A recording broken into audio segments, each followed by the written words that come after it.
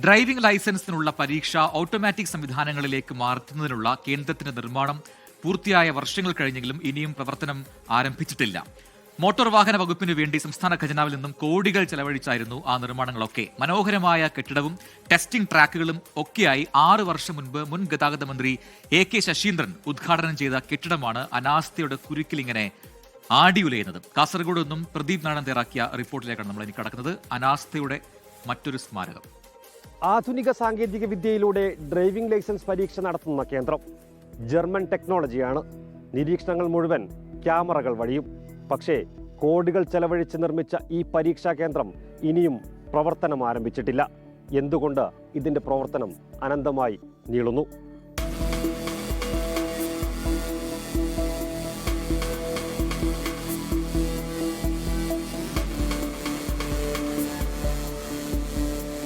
ഇതൊരു ജർമ്മൻ സാങ്കേതിക വിദ്യ പദ്ധതിയാണ്. അറിയപ്പെടുന്നത് computerised driving test track and vehicle testing centre. ചെലവ് 4.10 കോടി. സംഗതി വിദേശിയാണെങ്കിലും നാട്ടിൽ ഇതുവരെ പച്ച പിടിച്ചിട്ടില്ല.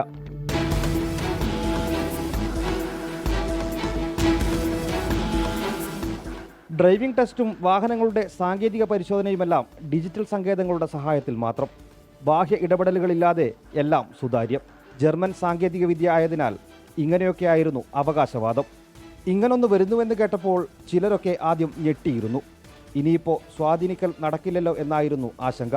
ഡ്രൈവിംഗ് ലൈസൻസിനായി 8 HO എടുക്കുമ്പോൾ ഒന്ന് കണ്ണടക്കാൻ ഉദ്യോഗസ്ഥർക്കും പറ്റില്ല. പക്ഷേ ആ ആശങ്കയൊക്കെ അസ്ഥാനത്തായി. ഉദ്ഘാടന മഹാമഹം നടത്തിയതല്ലാതെ ഒന്നും സംഭവിച്ചില്ല. പിന്നീട് ഇങ്ങോട്ട് ആരും തിരിഞ്ഞു നോക്കിയില്ലെന്നതാണ് ശരി.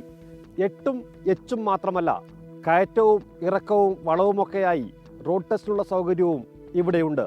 സിഗ്നൽ സംവിധാനങ്ങളുമുണ്ട്. പക്ഷേ എന്നിട്ടും അത് യഥാസമയം ഉപയോഗപ്പെടുത്താൻ മാത്രം അധികൃതർക്ക് ആയിട്ടില്ല. പുറമേ കാണുന്ന ഈ കെട്ടിടമേ ഉള്ളൂ എന്നും അകമേ വേണ്ട ആധുനിക ഉപകരണങ്ങളൊന്നും എത്തിച്ചിട്ടില്ലെന്നുമാണ് അധികൃതരുടെ പക്ഷം.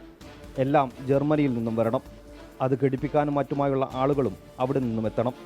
ഇതിൻ്റെ പരിശീലനവും അവർ നൽകണം. നേരത്തെ കോവിഡ് പശ്ചാത്തലത്തിലാണ് ജർമ്മനിയിൽ നിന്നുള്ള കമ്പനി പ്രതിനിധികൾക്ക് എത്താൻ ആകാത്തത് എന്നായിരുന്നു ന്യായമെങ്കിൽ പിന്നീട് നൂലാമാലകൾ പലതായി. പുറത്ത് സ്ഥാപിച്ച സിഗ്നൽ സംവിധാനങ്ങളും ലൈറ്റുമെല്ലാം തുരുമ്പെടുത്തു തുടങ്ങിയിട്ടുണ്ട്.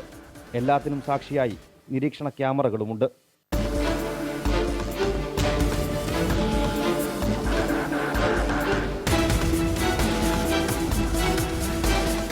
മനോഹരമാണ് ഈ ഡ്രൈവിംഗ് ടെസ്റ്റ് ട്രാക്ക്. സതുദ്ദേശത്തോടു കൂടിയാണ് ഓട്ടോമാറ്റിക് ഡ്രൈവിംഗ് ടെസ്റ്റ് കേന്ദ്രം സ്ഥാപിച്ചതും. പക്ഷേ ഇപ്പോഴിവിടെ യന്ത്രസാമഗ്രികൾ ഉൾപ്പെടെ തുരുമ്പെടുത്ത് നശിക്കുമ്പോൾ നമ്മുടെ ഖജനാവിലേക്കും ഒന്ന് തിരിഞ്ഞു നോക്കണം.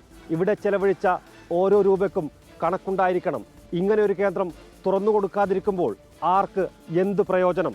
വേളയിൽ നിന്നും ക്യാമറമാൻ വിജേഷിനൊപ്പം പ്രദീപ് നാരായണൻ, 24.